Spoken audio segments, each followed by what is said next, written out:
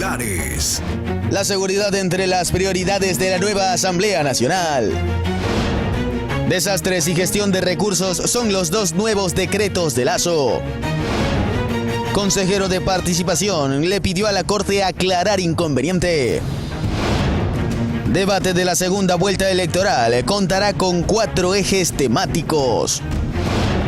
Cifras alentadoras en los resultados de la encuesta de desnutrición infantil. Una veintena de muertos fue el saldo de un ciclón que arrojó granizo al sur de Brasil. Y en los deportes, la selección argentina sin Messi entrena de cara al duelo con Ecuador por eliminatorias.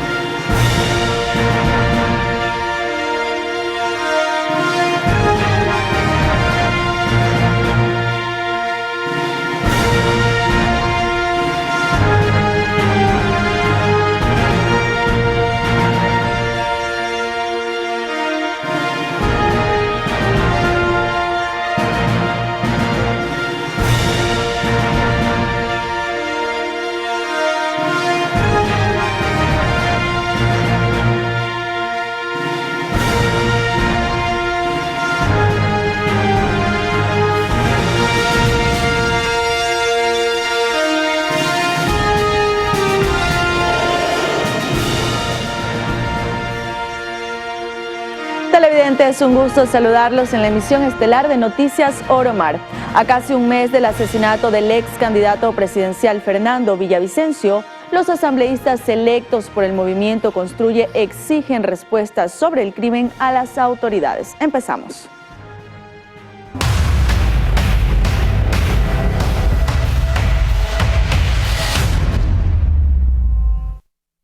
El Consejo de Participación Ciudadana enfrenta un nuevo conflicto, esta vez interno, luego de que algunos consejeros negaran haber aceptado conformar una veeduría para analizar las actuaciones del régimen transitorio.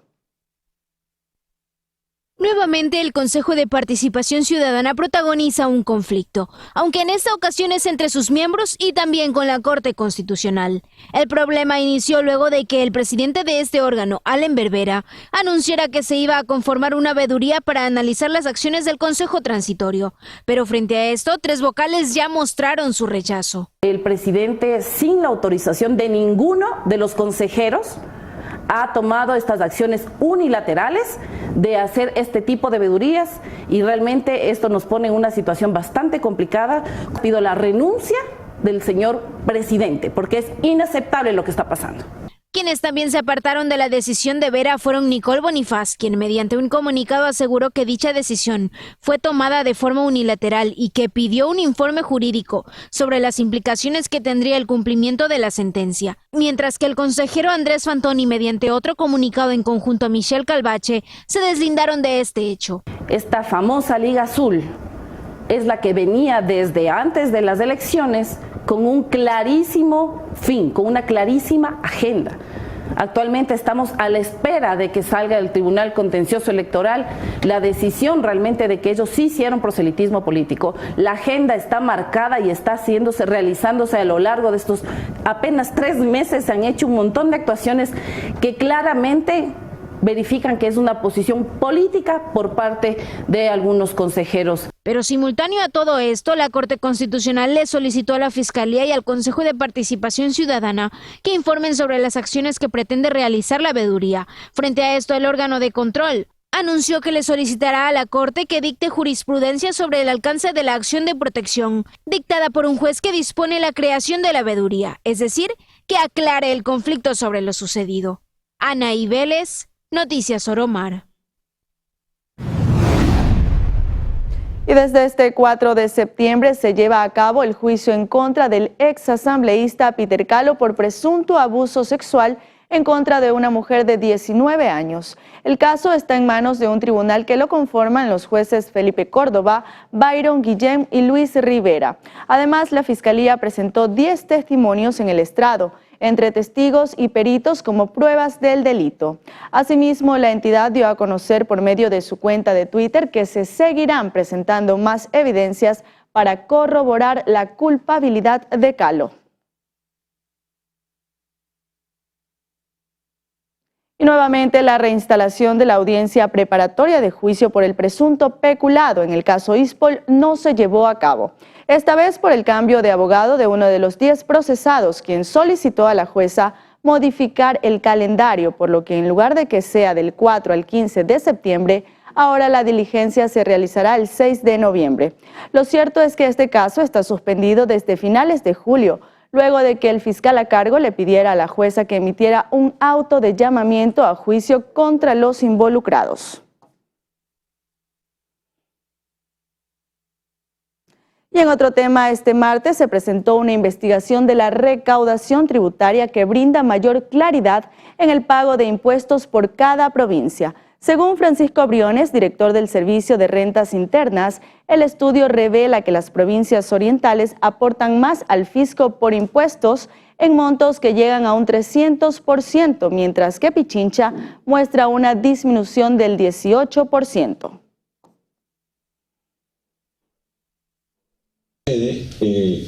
El objetivo es contar con una aproximación, un dato que sea mucho más realista del esfuerzo fiscal real que hace la provincia, porque a veces dicen, oye, esta provincia no recauda nada de impuestos.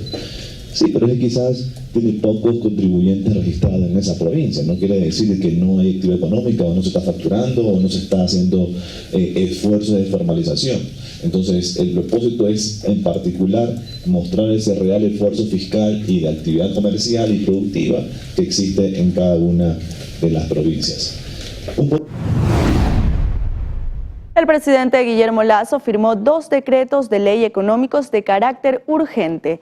El decreto ley sobre gestión de riesgo y desastres para ejecutar acciones de prevención, mitigación, preparación, respuesta y recuperación por las amenazas del fenómeno del Niño.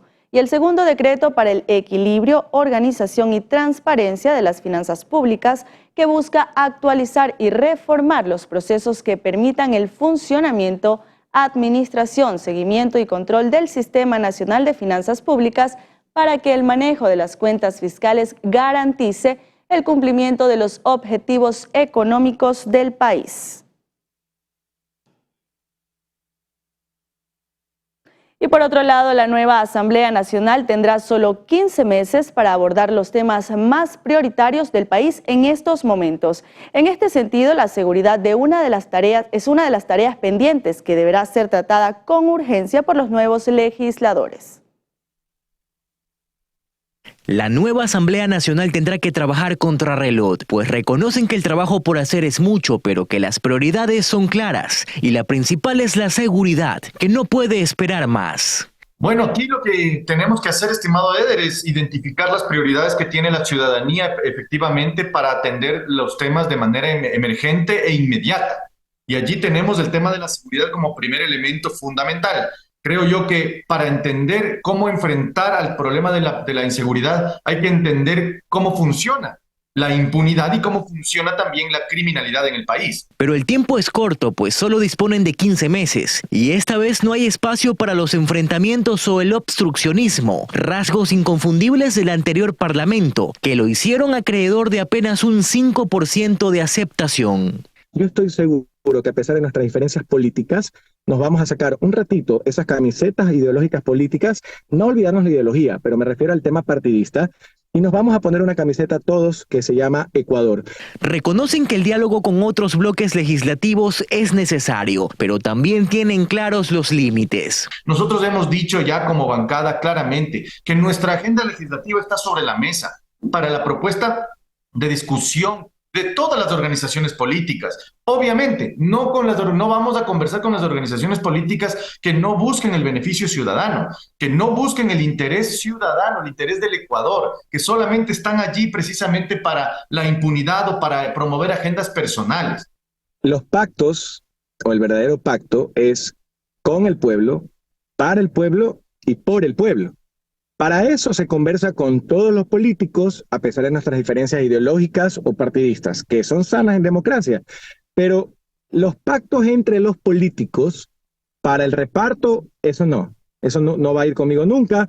Y más allá de quien llegue a la presidencia, también será deber del Parlamento garantizar la gobernabilidad, esta última tan venida a menos en los últimos años.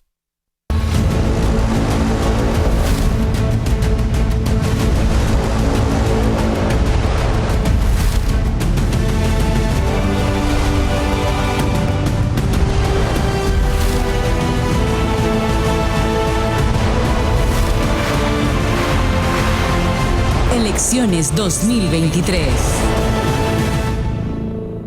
El debate presidencial de la segunda contienda electoral tendrá algunos cambios, como el hecho de que ahora solo será un moderador y 4 ejes temáticos.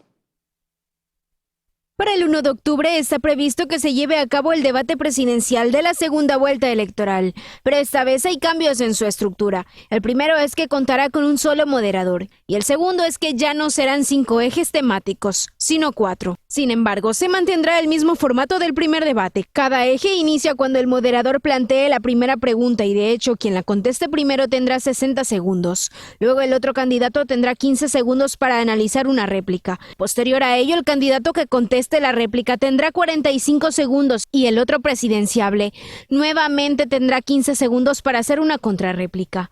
Mientras que en lo que corresponde a los ejes ya están definidos, pero se espera la aprobación del CNE. En cuanto a las preguntas, también se van a hacer cambios con los que se busca que sean más concretas para que los candidatos no puedan evadirlas. Por otra parte, el lugar donde se desarrollará también está pendiente, ya que esto lo define el CNE. Anaí Vélez, Noticias Oromar. Mientras tanto, la presidenta del Consejo Nacional Electoral, Diana Atamaint, dio a conocer que inició el proceso de terminación anticipada del contrato con la empresa Antroproyectos SC, que estuvo a cargo del voto telemático en el exterior en las elecciones anticipadas de agosto. Atamaint asegura que la empresa tenía que garantizar la seguridad en los votos. Sin embargo, se registraron varios errores dentro del sistema, lo que perjudicó el buen desenvolvimiento del proceso.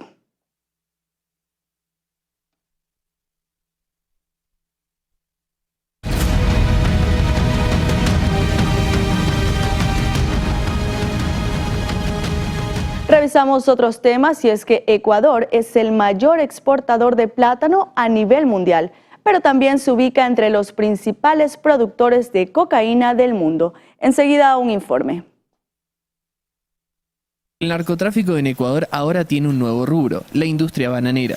Las bandas criminales continúan aumentando sus esfuerzos por el control sobre una de las mayores industrias del país. El comercio de bananos de Ecuador representa un 30% del suministro mundial, siendo el mayor exportador al comercializar 6,5 millones de toneladas al año. Las distintas empresas están invirtiendo cerca de $200 por contenedor en monitoreos, en torno a seguridad en la finca, en manejo de trazabilidad, en guardia, en torno a la parte de guardianía armada, porque ya no es solo preocuparse en la contaminación del contenedor, sino ya es la seguridad integral de los trabajadores, dueños de finca. Los cárteles mexicanos y colombianos llegaron a Ecuador atraídos por la ubicación geográfica, el uso del dólar como moneda oficial y por sus instituciones políticas y estatales debilitadas. Este problema se suma a la creciente inseguridad, ola de violencia y motines en las cárceles, con impacto en la campaña electoral con un candidato a la presidencia asesinado. Ecuador durante los últimos años ha sido un oasis de paz. Hay un par de razones por las que eso ha cambiado. Ahora vemos muchos controles fronterizos laxos entre el país vecino del norte, Colombia, y su vecino del sur, Perú. Estos controles fronterizos pueden facilitar el transporte de mercancías a través de estas fronteras porosas. Este año, casi un tercio de la cocaína incautada en Europa Occidental y Central provino de Ecuador, y según las Naciones Unidas, es el doble de la cantidad reportada en 2018. Las autoridades de España denunciaron que en agosto incautaron 9,5 millones de toneladas de cocaína en cajas de bananos. Municipios piden que el gobierno nacional apruebe el plan de seguridad propuesto por las alcaldías de todo el país. Patricio Maldonado, presidente de la Asociación de Municipalidades del Ecuador, recalcó que la mayoría de los cabildos carecen de dinero para invertir en seguridad ciudadana. Los titulares de los cabildos de todo el país están realmente preocupados porque no han escuchado aún el pronunciamiento de Carondelet sobre el apoyo a las propuestas presentadas el 30 de julio para aplicar los planes cantonales de seguridad, nacidos, creados, ideados y mentalizados por cada alcaldía, acorde a su realidad. Estamos esperando respuesta. Las alertas se encendieron luego del asesinato del burgomaestre de Manta el pasado 23 de julio. A la semana de este hecho, se reunieron los alcaldes para realizar el planteamiento al Ejecutivo, en el que consta el lineamiento de cada cantón para llevar adelante las acciones de seguridad y coadyuvar en la protección de sus habitantes. Asimismo, las amenazas contra la integridad del alcalde de Playas elevó la preocupación de los municipios. La inseguridad en la mayoría de cantones es lo único seguro. Decirles que de los 221 municipios que forman parte de nuestro país, alrededor de 150 han tenido los diferentes consejos de seguridad ciudadana, pero que lastimosamente varios de esos consejos de seguridad ciudadana han estado, por decirlo menos, desmantelados. Es decir, menos del 50% de las jurisdicciones tienen cierto nivel de seguridad. La no preocupación en materia de seguridad es lo que ha posibilitado que la población viva en constante zozobra. Si no hay planes de seguridad aprobados y apoyados económicamente, seguiremos siendo víctimas directas del AMPA. Y les contamos que la seguridad del alcalde de Cuenca fue reforzada debido a que en los últimos días recibió amenazas contra su integridad. La municipalidad prevé adquirir un auto blindado. Sin precisar detalles por seguridad, el alcalde de Cuenca, Cristian Zamora, asegura haber recibido amenazas. He recibido amenazas, sin duda alguna. Esas han sido comunicadas de manera adecuada a las autoridades y obviamente para que se correspondan con los protocolos que aquello amerita en función de lo que va ocurriendo. Ante esta situación, el equipo de seguridad del primer personero municipal de Cuenca fue reforzado. La seguridad mía efectivamente se ha redoblado, esa es la realidad. Más bien le pido una disculpa a la ciudadanía. A veces ustedes verán algunas motos que abren paso, no es que yo quiera llegar más rápido que me abran el paso, pero por temas de seguridad necesitan que los carros pues estén en movimiento continuo. Pero existen más sugerencias que deben adoptarse de forma urgente, dijo Zamora. La municipalidad va a adquirir un carro blindado, como ha sido incluso una disposición por parte del Ministerio del Interior para las diferentes autoridades, no solo de Cuenca, sino del país, por la situación en la que se vive. Se presume que las amenazas se generaron ante la propuesta del burgomaestre de construir retenes de seguridad al ingreso de la cárcel de Turi. Hay varias decisiones que se van tomando en el orden de seguridad que podrían pues obviamente estar en no acuerdo con algunos quizás grupos delictivos, pero a la final lo que nos corresponde es tomar esas decisiones. Las autoridades competentes conocen ya del particular. Estamos dispuestos a luchar con todo si es necesario y que también tendrán el respaldo de la municipalidad. No olviden seguirnos a través de las plataformas digitales donde pueden disfrutar en vivo todos los informativos, las novelas y las películas desde nuestro sitio web www.oromartv.com. Con esta recomendación hacemos una pausa y enseguida volvemos con más noticias.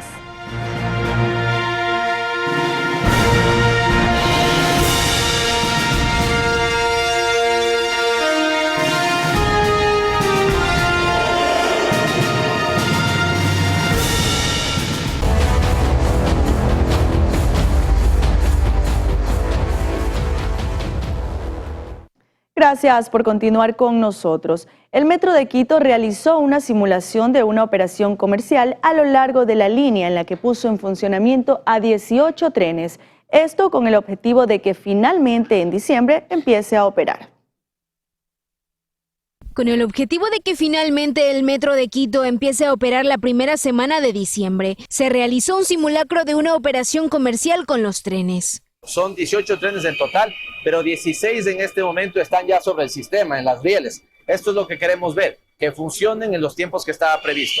Estamos afinando evidentemente el sistema. Cuando esté listo deberá suceder que cada 5 minutos pasen los trenes, deben permanecer unos segundos determinados en cada una de las estaciones. Además, el burgomaestre recordó que se logró solucionar un litigio con la empresa proveedora de los trenes, con quienes se llegó a un acuerdo en una instancia de mediación, aunque también se refirió al sistema de manejo. permite que los trenes se manejen con un conductor o conductora. Pronto tendremos el sistema TO y le convertirá en uno de los pocos trenes en América Latina que tenga un sistema de movilidad automático. Mientras que el gerente Víctor Hugo Villacrés hizo referencia al sistema de pagos que habrá. El QR físico, el QR electrónico, la cédula de identidad, la tarjeta ciudad, que no existía antes de nuestra llegada. La finalidad de estas pruebas es que se constate el funcionamiento de los sistemas de señalización ferroviaria, energía, telecomunicaciones y electromecánicos. Anaí Vélez, Noticias Oromar. El vicepresidente de la República, Alfredo Borrero, estuvo en Galápagos en la reunión del Comité de Operaciones de Emergencia de la isla. Esto para determinar las acciones frente al fenómeno de El Niño. Según las autoridades, se espera que las altas temperaturas oceánicas permanezcan en la costa ecuatoriana, por lo que se mantiene la declaratoria de alerta amarilla. Además, van a continuar con la priorización e identificación de alojamientos temporales. La Asamblea Ciudadana denominada Gran Cruzada por la Vialidad del Azuay buscó el respaldo de los nuevos asambleístas de la provincia. Es así que invitaron a las autoridades para darles a conocer las principales necesidades del austroecuatoriano en materia de conectividad. Una vez más, juntos los 5 asambleístas electos de la Azuay. Esta ocasión, el tema de vialidad en la provincia los ha convocado. Es verdad, no solamente es la vialidad, es también la seguridad, es también el empleo, pero algo que nos tiene a los cuencanos y a los azuayos en una situación crítica es este tema de la vialidad, que debe ser abordado con esta seriedad, con este espíritu colectivo de hacer política. Asistieron tras invitación de la Asamblea Ciudadana denominada Gran Cruzada por la Vialidad de la Azuay, con el fin de que sus propuestas sean escuchadas, pero no solo eso, sino hacer algo al respecto, en este caso desde el Parlamento. Esperamos que esto sea extensivo con las otras provincias, porque el tema del Azuay no es del Cuenca, no es del Azuay, es del Austro, es del sur del país, en el que podamos de una vez por todas quitar ese centralismo que nos mata y que reivindiquemos los derechos que tenemos nosotros como región sur. Es aquí donde los legisladores presentaron su propuesta de conformar un comité estratégico de la Azuay, con autoridades, cámaras de la producción, gremios y la academia. Si sabemos que existe una prioridad en el tema vial en la provincia, hay que poner ese proyecto sobre la mesa y ver en dónde se está trabando. María Cristina decía los ofrecimientos presupuestarios. ¿Qué pasa con el Ministerio de Finanzas que no pasa los recursos? ¿O es el Ministerio de Obras Públicas? ¿O es la voluntad política del gobierno que no quiere pasar la delegación de competencias con recursos? Porque ya basta de que las autoridades de Cuenca y de la Azuay estemos trabajando cada uno por su lado como un tiro al aire. También se abordó la propuesta del bloque del sur, precisamente por las necesidades en común de las provincias vecinas de la Azuay. Entre la Azuay, Cañar, El Oro, Morona, Santiago, Zamora, Loja, son provincias que tenemos las necesidades muy parecidas. Y creo que la unión hace la fuerza, y precisamente esta demostración de unidad que nace desde la Azuay seguramente contagiará al resto de provincias. Intenciones que desde acá, se dijo, habrá total respaldo. Todas aquellas acciones que estén en bien de la provincia. La ciudadanía siempre está activa, siempre estamos pendientes y siempre estaremos unidas para levantar una sola voz por el Azuay. Y en una noticia positiva les contamos que el Cerro Hojas Jaboncillo, ubicado en Manabí, ganó un concurso internacional, con lo que se hizo acreedor a un importante fondo para su preservación. El proyecto Preservación y Conservación de la Montaña Sagrada del Cerro Hojas Jaboncillo recibirá $123,000 por parte del gobierno de Estados Unidos, tras resultar ganador del Fondo del Embajador para la Preservación del Patrimonio Cultural. El proyecto, ubicado en la provincia de Manabí, fue presentado por la Fundación Conservarte Ecuador. Este fondo está dirigido a que las estructuras, las cimentaciones de piedra que hoy están abiertas para que puedan ser observadas, para que conozcamos la cultura, ¿no?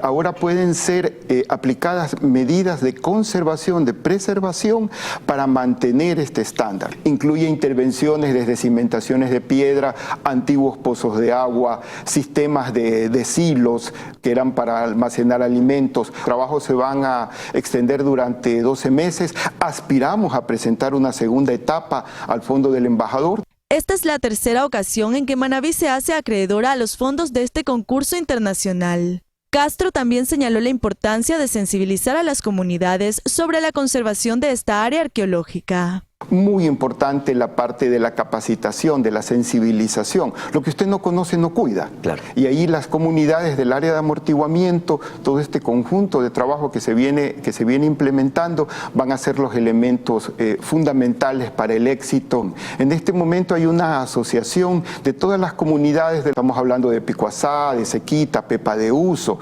entre otras, desde los tejedores de sombreros finos, ¿verdad?, hasta la gente de la gastronomía tradicional, la importante cultura que tiene Manabí. Ellos están organizados y ellos van a ser parte de estos procesos. A veces por desconocimiento, la gente que camina en las áreas rurales se topa con bienes patrimoniales, ¿no? Y por desconocimiento, por incuria, se puedan afectar. Este fondo está dirigido a esa educación. Una parte de este fondo está dirigida a esos procesos de educación y de sensibilización. Además de la declaratoria legal y de valor universal de la UNESCO, la participación de las comunidades es parte de lo que se requiere para que Hojas Jaboncillo pueda llegar a ser el primer parque arqueológico nacional, pues las 3.500 hectáreas que lo componen cuentan con las condiciones y los atractivos de excepcionalidad, entre ellos los vestigios de la cultura manteña, cuyo elemento más iconográfico es la silla de piedra en forma de U. Con este fondo, Hojas Jaboncillo aspira a fortalecer su conservación para el disfrute y conocimiento de las siguientes generaciones. Tania Loor, Noticias Oromar. En otro tema, el actual escenario político de Ecuador genera incertidumbre en la clase trabajadora. A poco de instaurarse un nuevo régimen, una experta en la materia hace un balance entre lo factibles que pueden resultar los acuerdos ministeriales frente a las reformas laborales. Empleadores y trabajadores están a la expectativa del escenario laboral que pueda generarse luego de las elecciones previstas para este 15 de octubre. Y es que son varias las interrogantes que surgen. Una de ellas, la de si es posible o no ejecutar una reforma laboral integral. Yo creería que una reforma al Código del Trabajo no, probablemente se generen leyes que sean acorde a la normativa laboral, que es lo que pasó antes de que se disuelva la Asamblea con la muerte cruzada. El camino adecuado es un Ministerio de Trabajo bien estructurado para que genere acuerdos ministeriales que creen formas de contratación, modalidades contractuales adecuadas que le vea y hagan interesante volver a contratar a trabajadores en el Ecuador. Dichos acuerdos ministeriales supondrían una oportunidad para el país para generar empleo y reactivar así una economía ya golpeada. A través de acuerdos ministeriales también vas a poder tener, lógicamente, cambios en horarios de trabajo, en jornadas laborables, y yo creo que con eso el Ecuador va a ver la intención de un gobierno de realmente generar empleo. También el tema de agilizar los trámites tan burocráticos que tiene el Ministerio de Trabajo. Créeme que eso va a dar un buen rostro a una administración que le dice al empresario, mira, sí, esta es tu oportunidad para contratar porque te voy a dar todas las facilidades. Vanessa Velázquez, experta en derecho laboral, menciona que la responsabilidad no solo recaerá en quien logre llegar a Carondelet, pues la o el nuevo presidente de la República deberá elegir de forma correcta a su equipo de trabajo, sin dejar de lado el rol protagónico que cumplirá la también nueva asamblea. Y eso dependerá del correcto camino que tomen los presidenciables con el equipo con el que trabajen en materia laboral, es decir, su ministro de Trabajo, sus asesores, y también vamos a tener que ver qué es lo que hace la Asamblea. La Asamblea está más que consciente de lo que ocurre en el país, de la problemática que tenemos el día de hoy.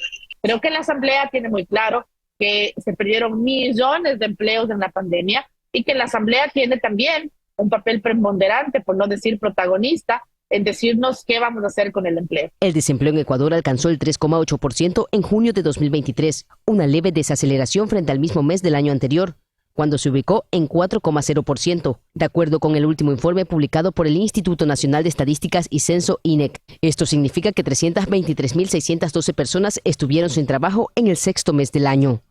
María José Pino Argote, Noticias Oromar.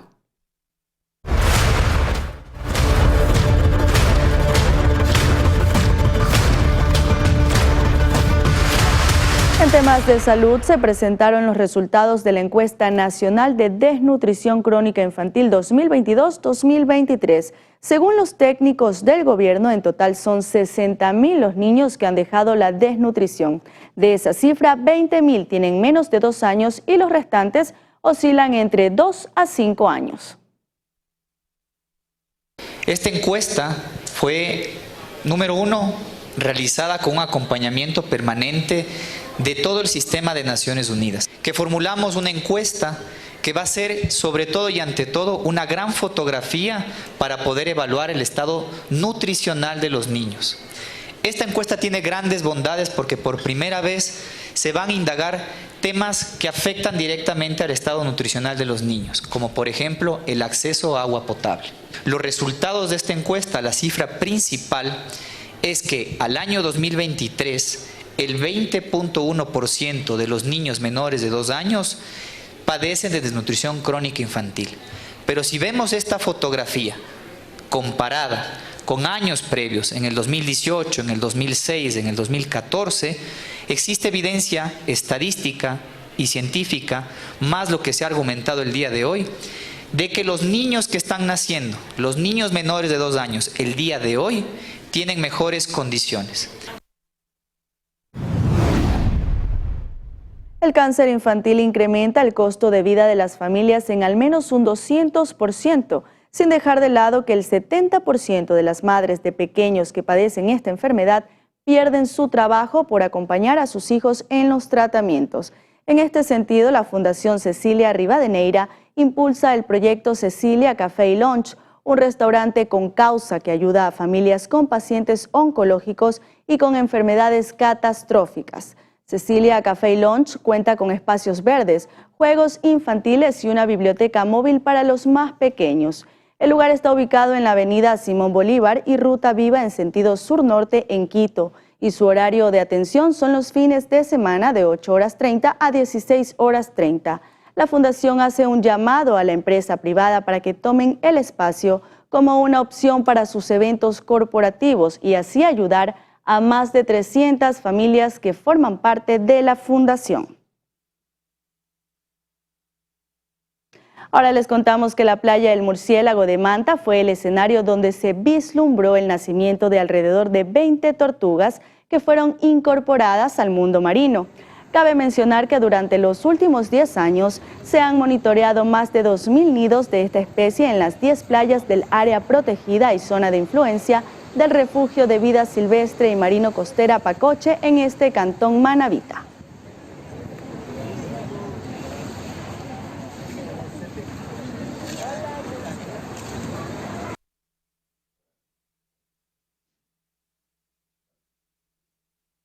Y con esta buena noticia hacemos una nueva pausa comercial, pero enseguida regresamos para revisar algunos sucesos registrados en las últimas horas. Ya volvemos.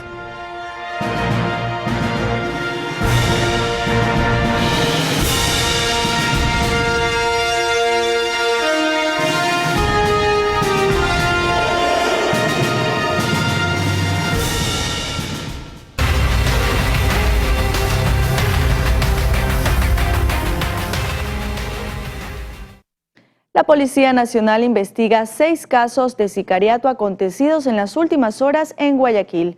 Los crímenes reúnen las características de muertes selectivas y entre las víctimas se encuentra un menor de edad. El primer caso se registró en el sector de Limonal, cerca de la autopista Narcisa de Jesús. Allí fue acribillado de 6 tiros un sujeto que había llegado a comprar en una farmacia. Luego de la ejecución, los sicarios huyeron en una moto, vehículo liviano que luego lo dejaron abandonado frente a la ciudadela Guayacanes. Allí los habría estado esperando un grupo de cómplices en un carro. La muerte llegó a la perimetral, específicamente al sector conocido como la entrada de la 21. Allí en la cooperativa Ener Parrales fue asesinado un cuidacarros de nombres Ronald Santiago Ceballos Caicedo, de 38 años. La víctima sí registraba antecedentes penales. Los asesinos andaban en motocicletas y le dispararon afuera de una gallera a pocos metros de su casa, en la que se encontraba su madre. El personal de criminalística recopiló en la escena más de 6 indicios balísticos. En la cooperativa Nueva Prosperina asesinaron a un individuo que no fue identificado. La víctima cayó abatido de sorpresa en una de las calles del peligroso sector tras propinarle varios disparos que terminaron con su vida. Un motociclista de la cooperativa Valerio Estacio fue asesinado a bala. Se llamaba Fernando Javier Jacome Campuzano, de 35 años, quien no registraba antecedentes penales. Sujetos en 2 motocicletas los balearon y se le llevaron sus pertenencias. En la cooperativa La Fuerza de los Pobres, sector de la isla Trinitaria Sur, sicarios despiadados balearon a un joven menor de edad, quien fue llevado a un hospital donde habrían confirmado su deceso. Otro sicariato ocurrió en la cooperativa Pablo Neruda, en el Guasmo Sur. Allí balearon a un sujeto que se encontraba en una de las calles. Este, junto a los demás hechos violentos, son investigados por la policía y la fiscalía. Se espera que se logre establecer las posibles motivaciones. Cristian Arias, Noticias Oromar. La tarde de este martes se registró un atentado a balas contra un vehículo blindado que circulaba por la calle 14 y avenida 7, centro de la ciudad de Manta. Extraoficialmente se conoció que 2 sujetos a bordo de una motocicleta dispararon contra un auto negro en el que se movilizaba un hombre que, al percatarse del accionar, intentó escapar de la escena, impactando contra otro automóvil que circulaba por el sector. En el lugar, agentes de la policía encontraron varios casquillos de bala. La intersección vial fue cerrada al tránsito durante varios minutos. De forma preliminar se conoce que el ex concejal de Manta, Juan Casanova, sería una de las personas afectadas. Y ahora les contamos que este martes 5 de septiembre de 2023 nuevamente hubo movimiento en la cárcel de Turi, en Cuenca, pues los presos salieron de sus celdas y llegaron a los techos. Según medios locales, buscaron ingresar al centro de monitoreo y dialogar con el director de la prisión. En primera instancia y por seguridad, los uniformados cerraron el perímetro externo del centro por unos minutos. Luego los internos volvieron a sus lugares y las vías fueron habilitadas. Como antecedente, el pasado 30 de agosto, los reos provocaron disturbios debido a que ese mismo día el gobierno intervino en la cárcel de Cotopaxi para un operativo de control de armas y objetos prohibidos. En esa fecha, por 2 días, los privados de Turi retuvieron a guardias penitenciarios, policías e incluso personal de servicios. En la Ciudadela del Maestro, una serie de robos a los accesorios de vehículos estacionados mantiene en alarma a los moradores. La acción de los delincuentes queda grabada en las cámaras de seguridad, pero no hay reacción oportuna por parte de la policía. Son delincuentes que pululan por las calles de la Ciudadela del Maestro, en algunos casos consumidores de drogas, que por satisfacer su vicio se van robando lo que encuentran a su paso, tal como lo muestra el video en el que se aprecia que desprenden retrovisores de los vehículos de quienes habitan en este barrio del sur de Guayaquil. Se llevan los accesorios de los vehículos, se llevan los retrovisores, gente malviviente que ustedes ven un espectáculo deprimente de un hombre tirado en media vereda. Y no hace poquito lo enfocamos, está ahí durmiendo. No hay quien lo saque de ahí porque se tiene un mal concepto de la caridad, pensando que alimentando a esta persona se hace algún bien, pero no es así. Entonces, y está acostado, está dormido, no se le puede interrumpir el sueño. No, y son más bravos y cuando se le pone una mano encima resulta que las personas son abusivas. Las cámaras han registrado los hechos, pero únicamente queda el video como recuerdo, porque según los moradores no obtienen respuesta oportuna por parte de la policía. Bueno, lastimosamente se llevaron 2 luminarias que están ubicadas en los exteriores de una peatonal. Dejaron en la oscuridad prácticamente a 17 familias, porque esa es la entrada de 17 familias que se han visto obligadas a encerrarse detrás de unas rejas justamente para evitar ser víctimas de la delincuencia. La cantidad de robos es alarmante. Hace unos días una cuadra se quedó sin luz porque hasta los faros del alumbrado público se llevaron. Algunos moradores de la Ciudadela del Maestro han pensado en aplicar la llamada paloterapia al próximo que se atreva a robar lo ajeno. Cristian Arias, Noticias Oromar. Y cambiamos de tema porque esta tarde se registró un siniestro vial a la entrada de Novol, provincia del Guayas. En un video captado por un motorizado se puede observar a un automóvil de color rojo en media vía totalmente destrozado en su parte delantera. Asimismo, una camioneta gris que muestra indicios de haber sido chocada en la parte trasera. Hasta el momento no se registran víctimas mortales, pero sí heridos que fueron trasladados a una casa de salud para su recuperación.